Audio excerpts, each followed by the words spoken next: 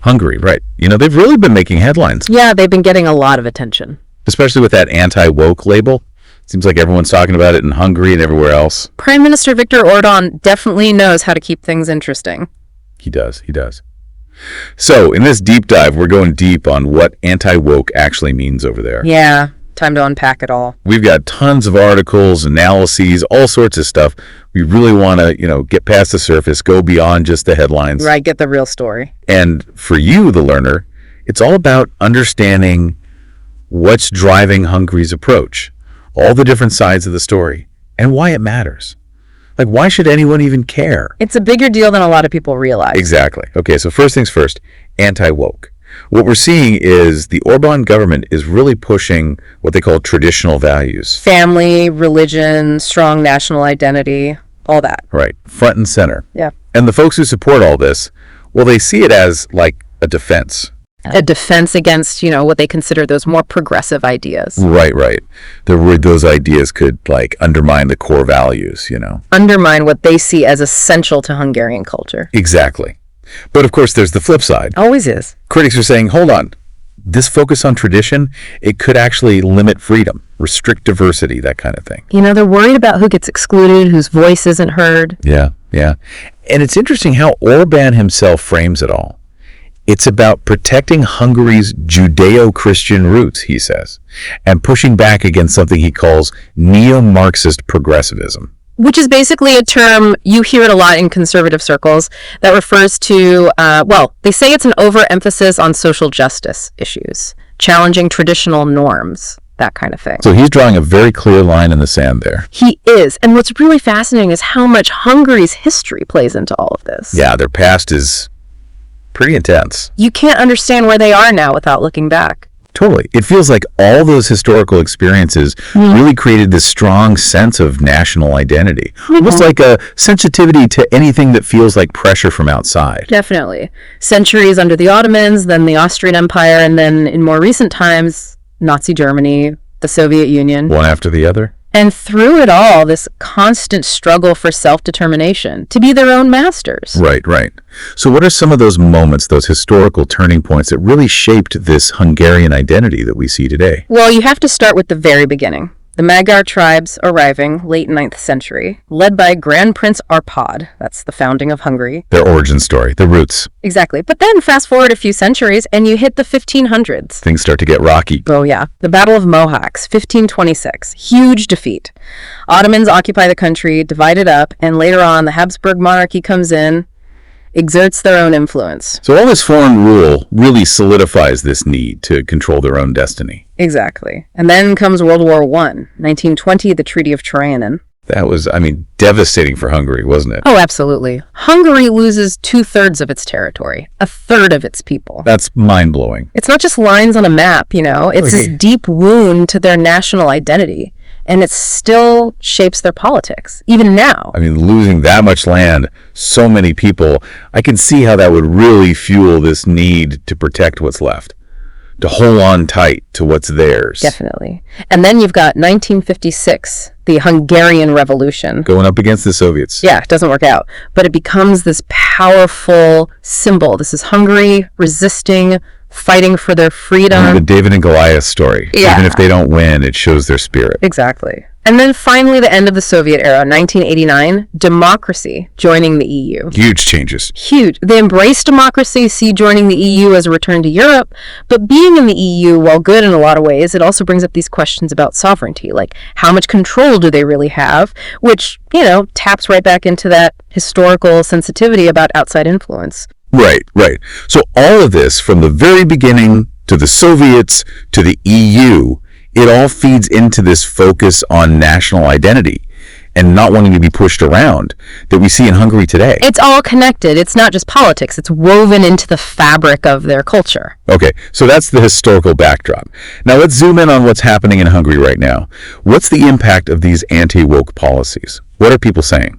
Well, it's a divided country, right? You've got the Orban supporters, the Fidesz party. They're happy with the focus on national sovereignty and those traditional values, like we talked about, family, Christian heritage, very distinct Hungarian identity. Right, and they like the economic stability too, right? Exactly. For them, it's about protecting their way of life, their culture. Making sure Hungary stays Hungary. Exactly. But then you have the critics, and they're worried about democracy being eroded, freedoms being limited, Hungary becoming isolated from the rest of the EU. So they see this as a dangerous path, potentially harmful. Right. And for everyday Hungarians, well, it's complicated. Some are benefiting, family-friendly policies, tax breaks if you have more kids. So that's tangible, real help for some people. It is, but then you have those restrictive immigration policies, which some say are hurting social cohesion, and the concentration of power, well, that raises questions about individual freedom, checks and balances. It's never simple, is it? It's not. And on top of all that, you've got the economic stuff, inflation. The cost of living, it's high. Which just adds another layer of complexity. People might like the cultural policies, but still be struggling to make ends meet. Exactly. It's a lot to juggle. And all these tensions, well, they're boiling over into protests, civil unrest. Yeah, we've seen reports. What are some specific examples of how people are pushing back against these policies? Well, LGBTQ plus rights is a huge one. We've seen massive protests, thousands of people opposing laws that basically ban pride events and restrict assembly. They're blocking major roads in Budapest, chanting slogans, demanding democracy. But they're not backing down, making their voices heard. Right. And then there was that time they occupied the Liberty Bridge, a real landmark, demanding the government roll back changes to assembly laws. Taking over a bridge. That's a pretty bold statement. It is. And what's even more dramatic? They had a protest right inside Parliament. Legislators opposed to these LGBTQ plus laws set off rainbow smoke bombs during a session. Wow, that's powerful imagery. Right in the heart of government. Yeah, it really shows the intensity of the situation. So all this internal tension is spilling over into Hungary's relationship with the EU too, right? Yeah, it's been messy. What's the main source of conflict there?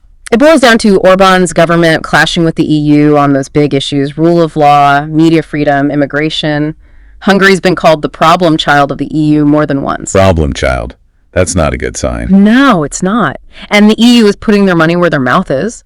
They're withholding billions in funding, concerned about Hungary's commitment to democracy. It's gotta hurt. Oh, it does. That money's important for Hungary's economy, their development. But even with all this tension, it's worth remembering, Hungary's still part of the EU. Still benefits from being a member. So the delicate balance.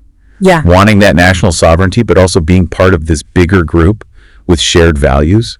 It's like walking a tightrope, trying to stay true to themselves, but also play by the rules. It is, and it really highlights the struggle a lot of countries face, balancing your own identity with the realities of global cooperation. So looking outside the EU now, who are Hungary's allies, who are they partnering up with? Well, their closest buddies are the Visegrad Group, Poland, Slovakia, Czech Republic. They've got shared history and often see eye to eye on things like immigration, how to deal with the EU. Regional power bloc? In a way, yeah. But they've also been building bridges with Russia and China. Interesting. Lots of economic partnerships, energy deals, which gives Hungary options and maybe a little leverage in those EU negotiations. Playing the field a bit. You could say that. It's all about strategic balancing. Keeping those regional ties strong, but also looking for opportunities elsewhere. Yeah, that makes sense. Yeah. Now, all this, the anti-woke stuff, the international maneuvering, it all has bigger consequences, right? Yep. Impacts that reach beyond Hungary's borders. Definitely ripples spreading outwards. So let's break it down, starting with Hungarians themselves. What's it all mean for them? Like we said, it's complicated. There are potential upsides. Those family-focused policies could help with demographics, support families, and a strong national identity can foster a sense of pride. But there's a downside, too. That concentration of power, restrictions on freedom, those are worrying, especially for minorities. And, of course, the economic challenges. They could get worse with less EU funding. So a mixed bag, good and bad. It is. And what about the EU? How are they affected? Yeah, what's the impact on them? Well, on one hand, it's forcing them to have some tough conversations about sovereignty versus shared values, which could be a good thing long term.